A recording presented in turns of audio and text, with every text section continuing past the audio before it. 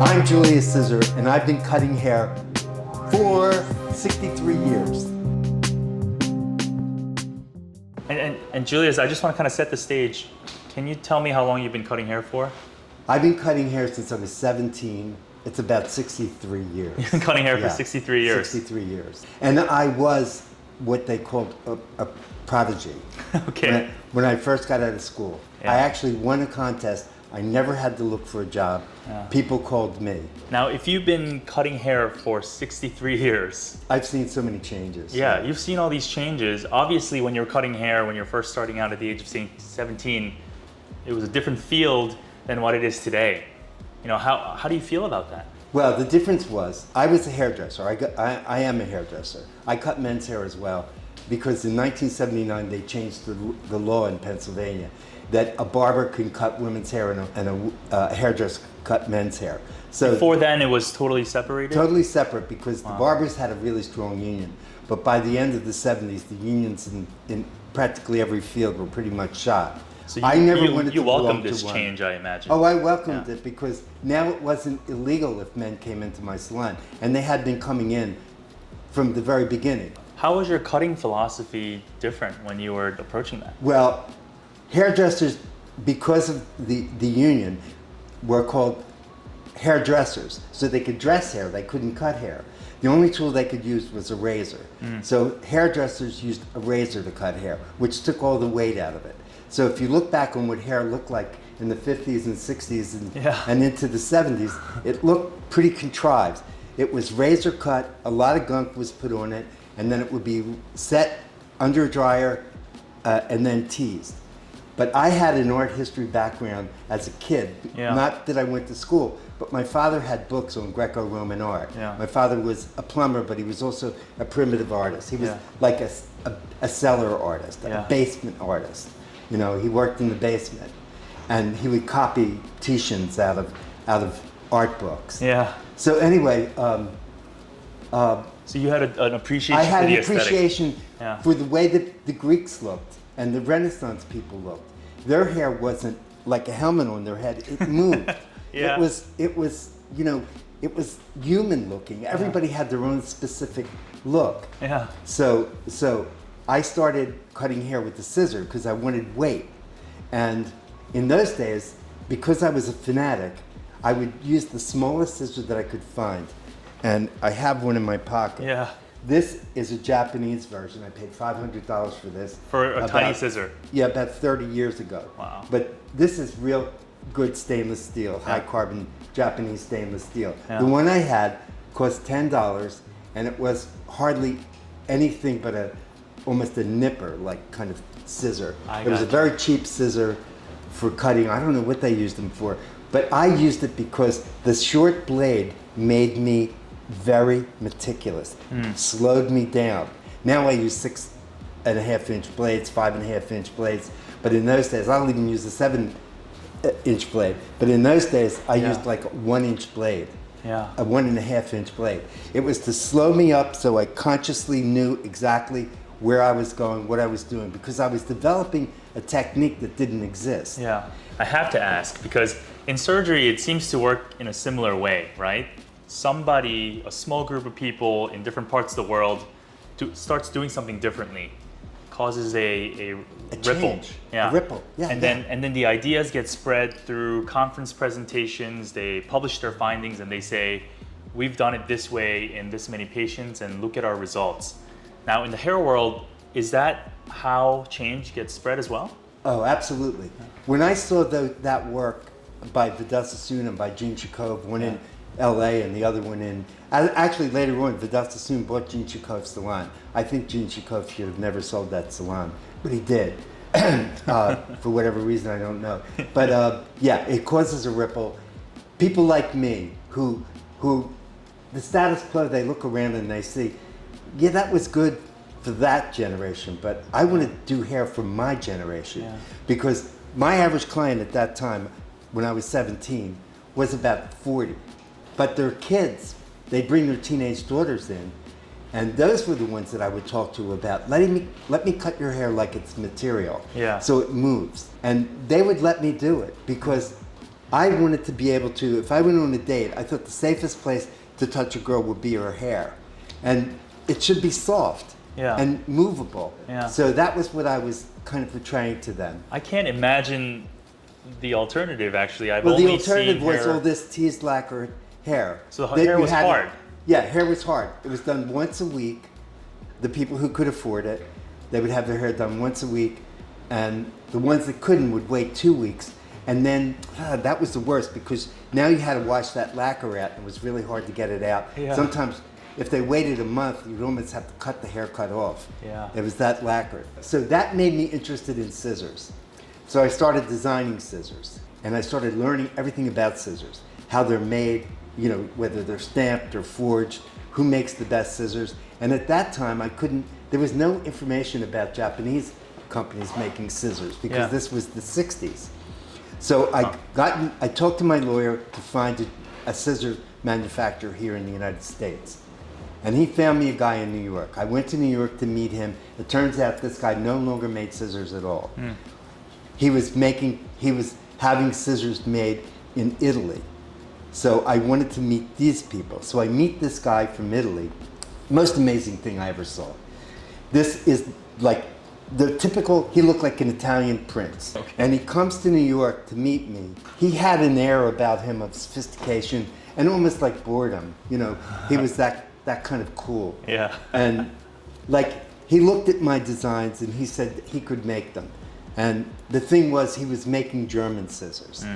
So what he would make is he would make the base scissor and then send it to Germany and it would be finished and therefore it would have a German stamp on it. Label. They started making my designs. I had very radical designs. Yeah. And I should show you one of those. But I made something like this, bigger. I called it the numero uno. It was my first scissor because my first scissor, the real design that I had in mind was based on ergomechanics, I called it.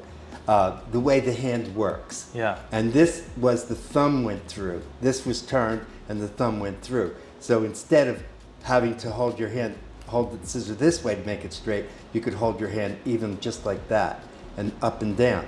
So he didn't like that design. He thought it was too revolutionary. He wanted to see that I could design a real good scissor.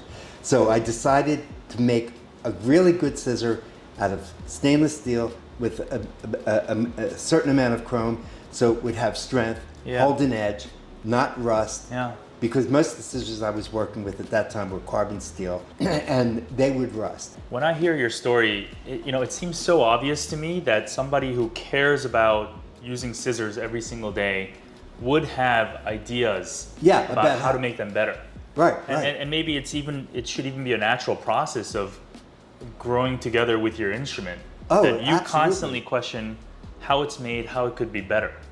So for instance, you must have a lot of thoughts about what size the scissors should be, how the handle should be, what the finger hole should look like, the weight of the blade, and etc. Oh, all of those things. Yeah. They were all considered in.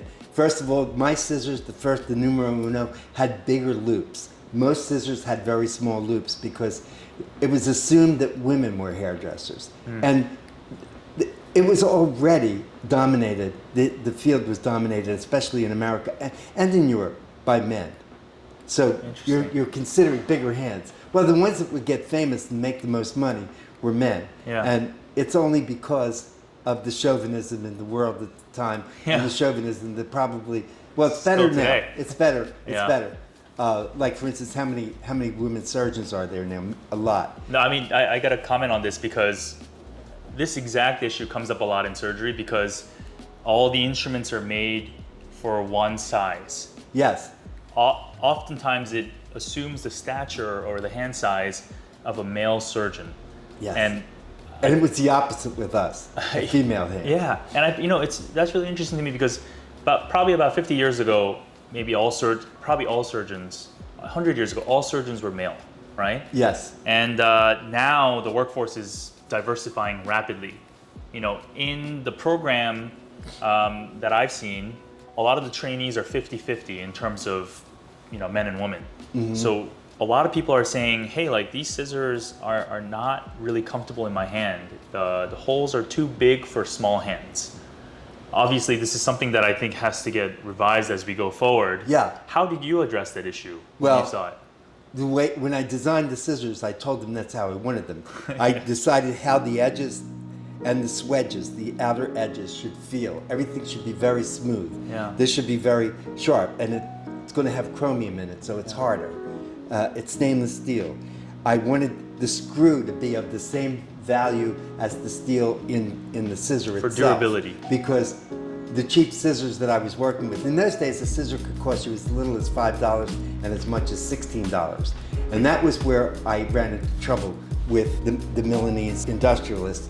I wish I could remember their name. They were, I'm getting old, I'm forgetting stuff left and right. But okay. anyway, I told him, if you make these scissors the way that I'm talking, there's going to be a new generation of hair cutters that will pay more for a scissor. I said, they'll spend as much as $35 or $50 maybe for a scissor. Yeah. I'm telling you, do it the way I want you to do it, and you'll see. Yeah. So anyway, what they did was they made the first run and they billed me. That upset me. I kept telling them, look, I'm a designer. You don't ship the product to me. Yes. You know, you sell them or find somebody to sell them. I didn't even think, I never thought of selling them. Yeah. I just never thought of it. I guess I should have bought them and started a company selling scissors. But I was so dedicated to cutting hair. I mean, I sympathize with your situation because from a surgeon's perspective, if you're trying to make the instruments better, I mean, you want to practice your craft, but at the same time make the instruments better for everybody else. You shouldn't have to foot the bill for that innovation or be involved in the sales of it. Yeah. Then the innovation process would just stop. You would have to stop doing your regular job to do something like that. Exactly. Then that's a very good point. That's how I felt. I just instinctively knew if I'm going to become a scissor salesman, I'm not going to be a very good hairdresser after a while, a hair cutter. Obviously, the first comment that you made about making scissors better was about what I think of as equitable design, right? Yes. So you want to make it work better for everybody. You don't want to assume same length, same hole size for everybody, right? Oh, yeah. Now, the second point that I want to make about scissors, obviously, and you've thought a lot about this, is the more that we learn about ergonomics and our long-term health, joint health, how much strain it causes to use the instrument that you cut with probably a million times over the course of your life. It's interesting that you say that. When I started out with cheap scissors that were very short, like an inch and a half blade, my hand would hurt at the end of the week because I was having to make so many cuts with basically what was a dull scissor, because they were dull compared to a good Japanese It's hard scissor. to cut hair. It doesn't and cut it's harder. It's harder. And the screws were bad. The screws would wear. So there was friction when you're trying to open it. There was a lot of force. So I wanted a better tool, and I knew that they could be because I knew there was surgical steel, and they were already making for one field a much better tool. So why couldn't they for my field? Yeah. So that was it. And I also had a messiah thing. When I was young, I had so many great ideas that I wanted to share. And I wanted to share them not for myself so much, but for everybody. Yeah. You know, I wanted to put a good tool in everybody's hand. Yeah. And that was what, it was first for me and then for them. Yeah. No, you know, I would say that you're a qualified innovator of your craft, right? Yeah. So you've clearly thought a lot about this, led to a lot of changes. It's funny you mentioned that you actually were inspired by the fact that surgeons used higher grade material and design for their scissors at the time.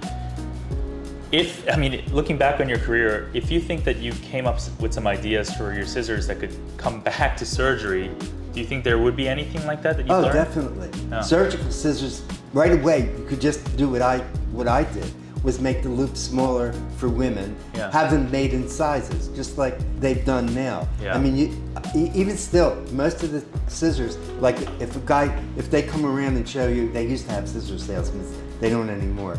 But guys would come in, especially from Japan and Korea, they would come in with a box or a case full of scissors, and it would be amazing how maybe 1% of the scissors would fit my hand because I have a bigger hand than women. Still, a lot of scissors are made for a small hand. Yeah. But But there's enough of them out there that you can find a scissor that fits your hand if you have a larger hand. I mean, I gotta tell you, like when I started surgical residency, you get your glasses fitted because the magnifiers on them have to be a certain amount of distance and etc. Yeah. So it has to be personalized to the operator.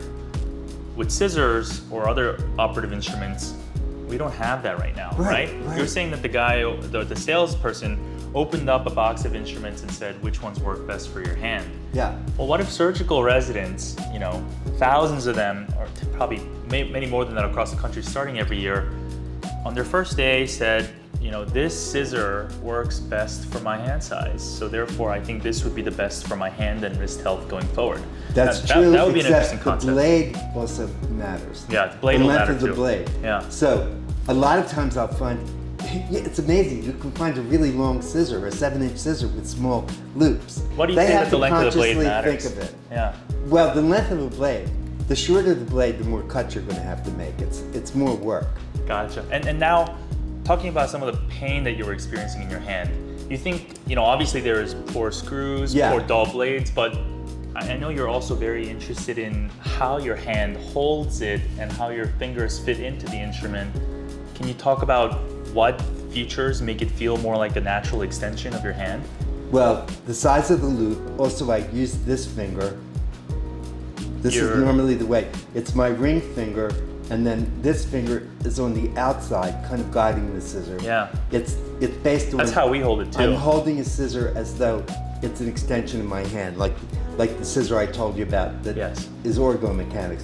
Now see, this loop is pretty big for a small scissor, so I can do that. If it was real small, it would be harder, and I'd start getting a callus here.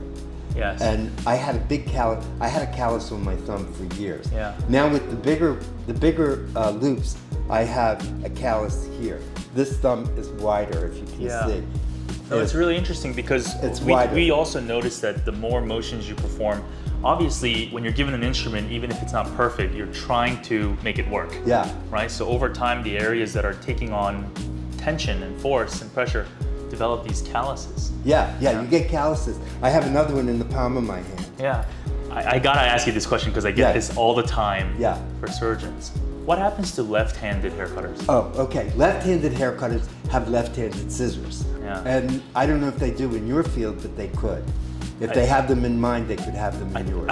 I agree. I think they have them in my field. I've never seen one, which is interesting because a fair percentage of the workforce, I mean, what is it, like 10% of the general population or something? And I think the number is about consistent, if not more, in surgery. See, I'll tell you what the difference is. Yeah. The difference is, on a right-handed scissor, the screw head is on the inside blade. Yeah.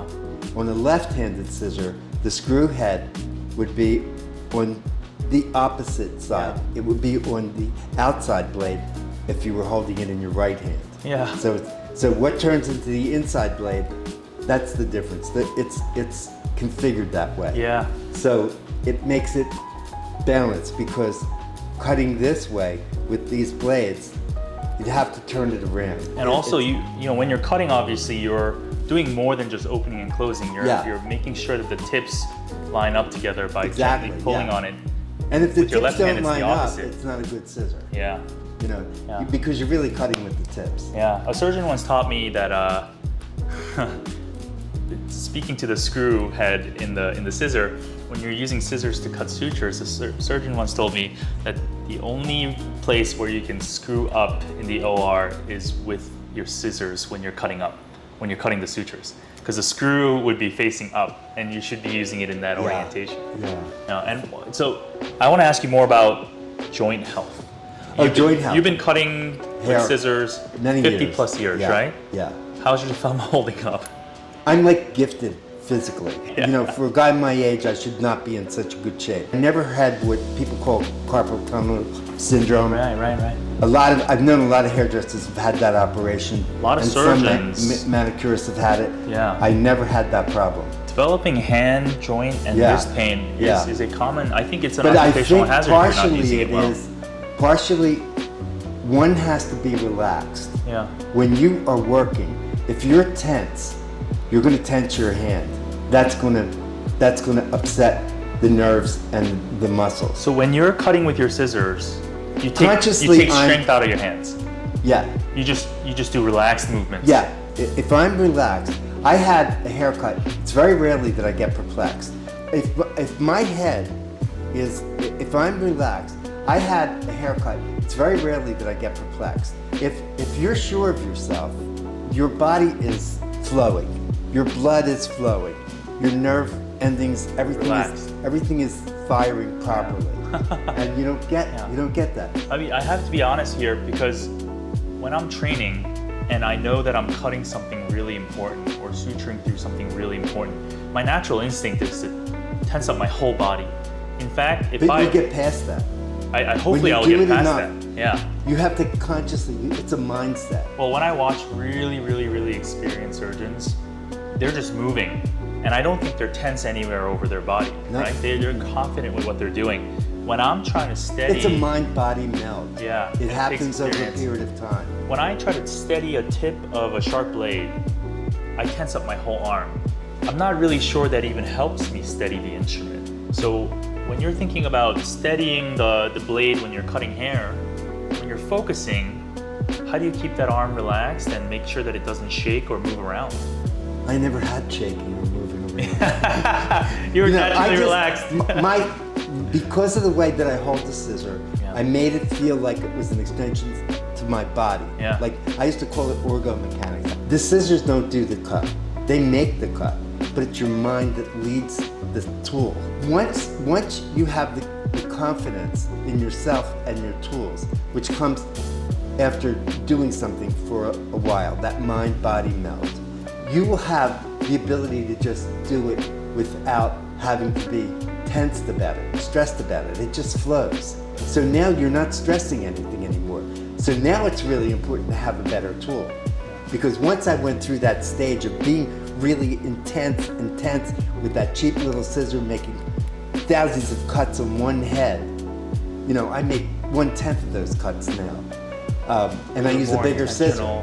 Scissors are better. The scissors are sharper, everything is better. The loops are bigger. I have to ask before we go on further, in any other performance field that I can think of that I did growing up, instruments, playing a sport, there was a warm-up and a cool-down. In surgery, I can't remember the last time that I've squeezed in a warm-up before my operative day starts. Or a cool-down at the end of the day. Yeah. You're just sort of like, you're so busy with other things, right?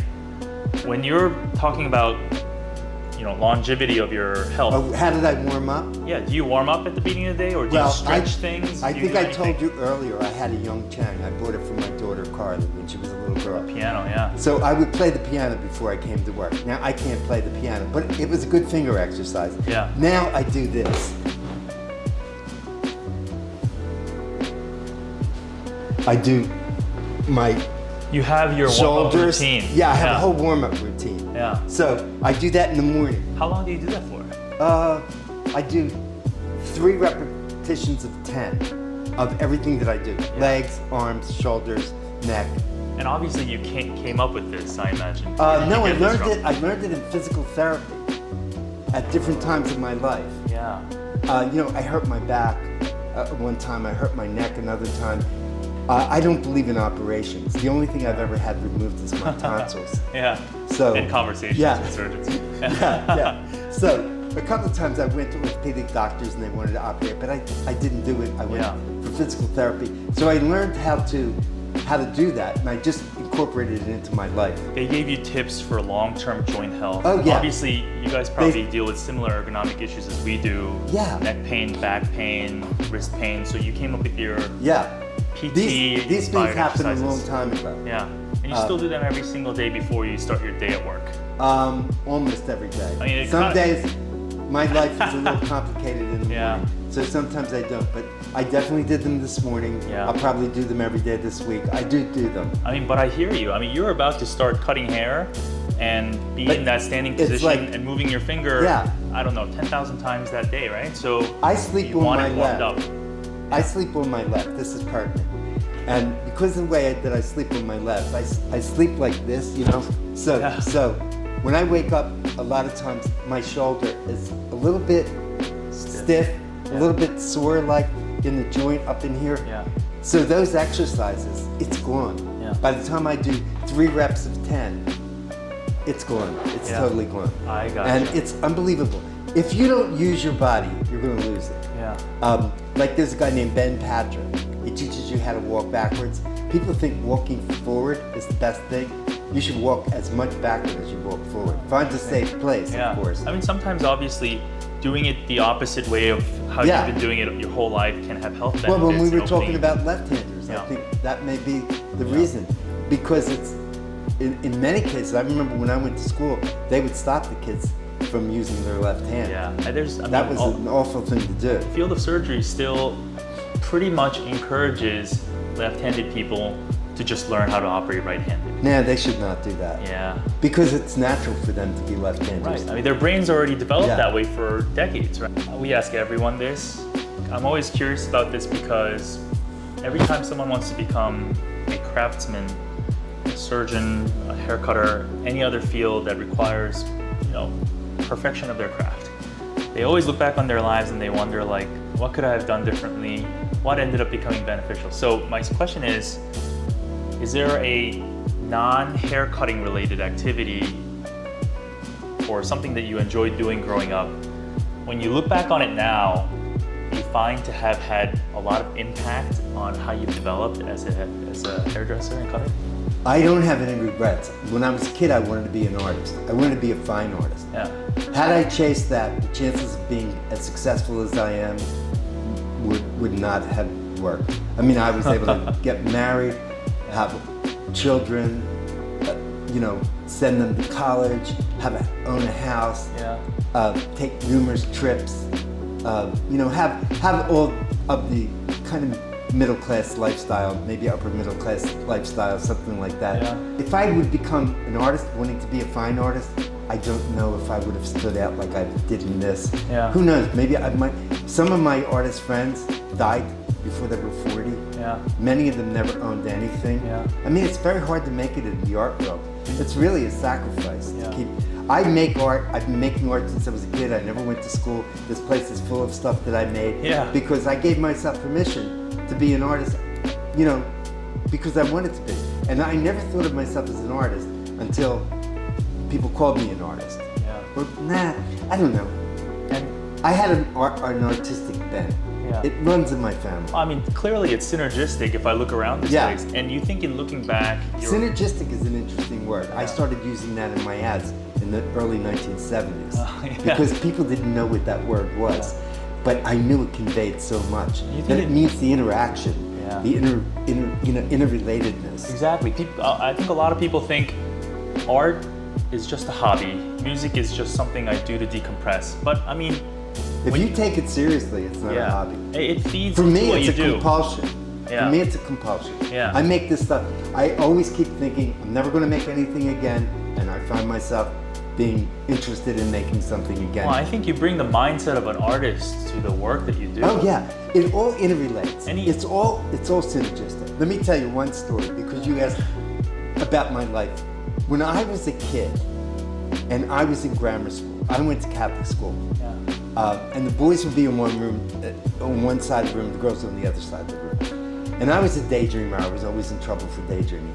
But I would look around. Now, I used to wear my hair parted on the left with a little hill wave to the right. Yeah. I wore my hair like that forever. You I mean could like show the you way a I wear it picture. right now? I could show you a picture, Yeah. but it had a part. Yours is kind of a break, Yeah. which is another style. So I would look around and look at the book, Dick and Jane, and I would look around the room to see who looked the most like Dick and Jane. And it was their hair, that I was looking at. Then there were St. Joseph nuns that taught, so their heads were always covered. So I used to pretend that nun, what would she look like with my mother's hair, my sister's hair, the neighbor's hair, my aunt's hair? Yeah. And I was doing that all the time. I was always looking at people, seeing how if they changed their hair, because I was real vain about my hair. Yeah. How would they look? And that pre-edited, like presumed. Yeah. Yeah, predated. When I went to hairdressing school, all of that, those ideas of making people, like I would see them one way and see them how they could look another way. Yeah. And that was part of my aesthetic gift. Yeah. And I didn't realize it until the first time I was interviewed by Marilyn Lois Pollock. I told her that story about how I combed my hair and how I used to look around at the class and see, and the nuns, and see how they would look with hair, Yeah. with different hair. Yeah. So yeah, a lot of what happens to you when you're a child becomes assimilated into your life in the future. No, and I'm really glad that you took that sign and then worked on it for the rest of your career. Yeah, For yeah. 63 years. Yeah, yeah. Which is really incredible. But I'm gonna keep doing it too. no, I totally believe you. You know, first time I met you and you said you have been practicing for 60-something years, I was like, wait a second, the math doesn't quite add up in my mind right now. I know. And then I People realized think you I'm were like- 80. Yeah, people think I'm 60. Some people think I'm in my late 50s. Yeah. But you know, it's all hair and makeup. Gotcha. No, it's funny. You know what inspired me? Shakespeare. Shakespeare, you know, when I read The World is a Stage, you know, that whole, I thought, and we're all actors upon a stage, I thought the rest is hair, makeup, and attitude, you know? Yes. So, Yeah. yeah. And then you really could be who you want to be. Yeah, you could just take it from there. Just, you know, build on it. Yeah. No, these are all really insightful, and I enjoyed talking Yeah. with you about this.